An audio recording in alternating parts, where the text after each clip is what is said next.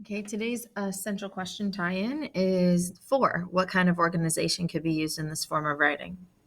In the learning target packet, we are looking at the organization learning targets, and we're looking at organization number 1. Organize your ideas and information by using an outline. So you can date that one for 11/1, today's date, for having this mini lesson.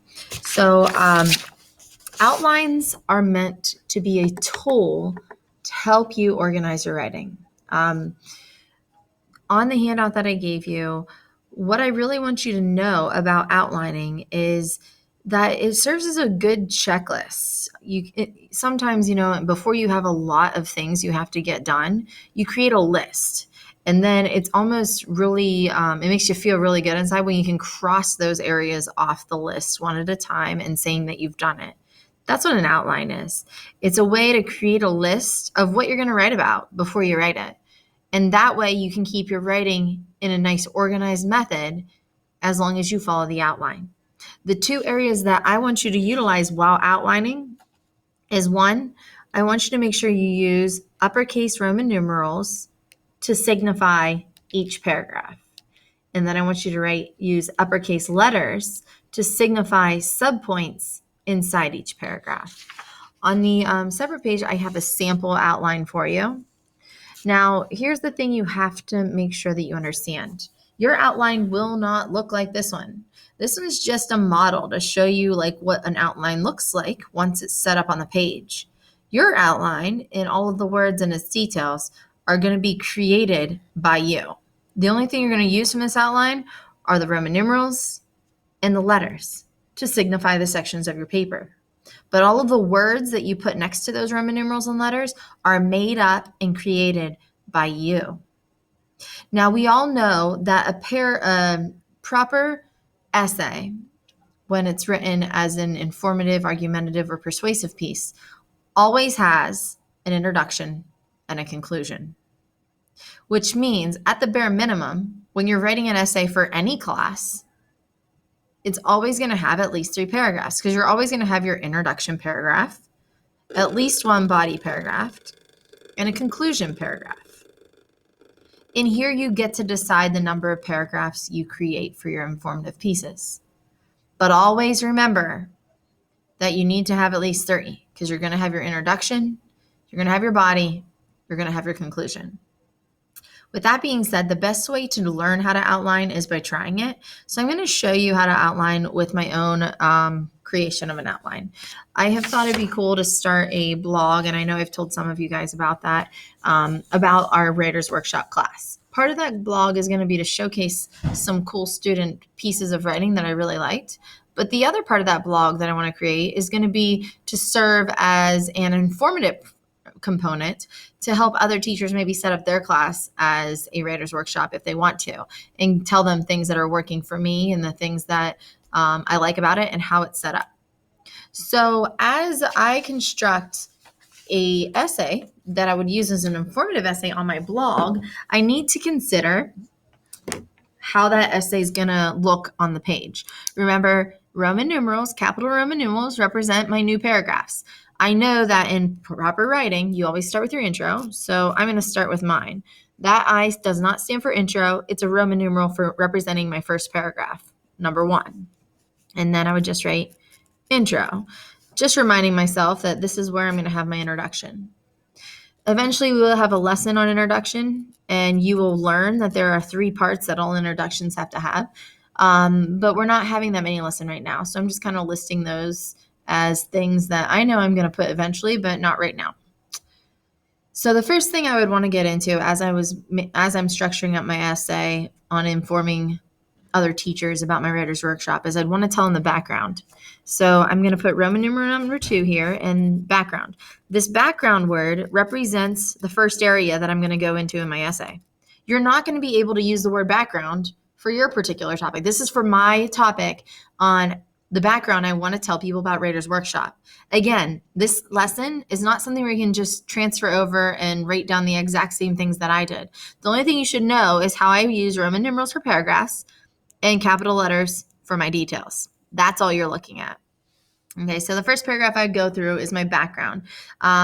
If I wanted to develop subpoints to give myself a clue about how to set it up, I might say, I'll talk about why the class had to change. And then maybe I'd talk about B, why I wanted to do a workshop. Okay, you can list these in any method you want. I like to do mine with 1 or 2 words and phrases. I would never recommend full sentence outlining, because then it does create a waste of time to do an outline, because now all you're doing is writing your full sentences of the outline and then writing the same thing again in a rough draft. Waste of time. This is just supposed to be a checklist so that I know what I'm going to talk about.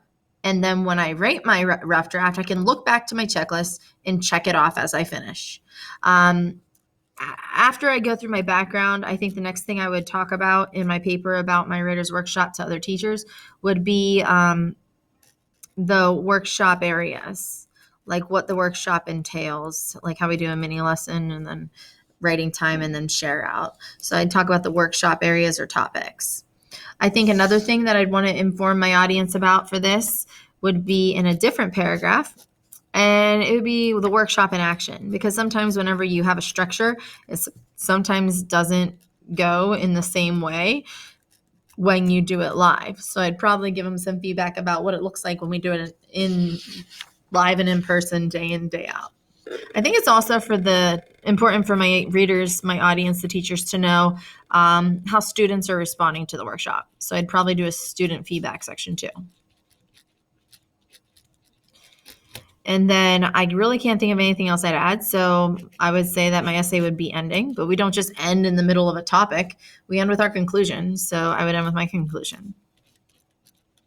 And in the conclusion, there are 3 areas I'm going to teach you about a conclusion. So I'm just going to write these subpoints down so you know that someday you'll want to figure out those 3 areas as we get to that lesson. So if you look at my outline, you can see that I have a excellent visual depiction of how many paragraphs this essay is going to be, which is 6. 1, 2, 3, 4, 5, 6. Remember, in here, you determine your paragraph length or paragraph numbers, but you want to make sure it's at least 3 paragraphs. So you need to have an intro, you need to have a conclusion, and you're going to have at least 1 body paragraph. And then you also need to determine what topic are you going to cover in each of those paragraphs.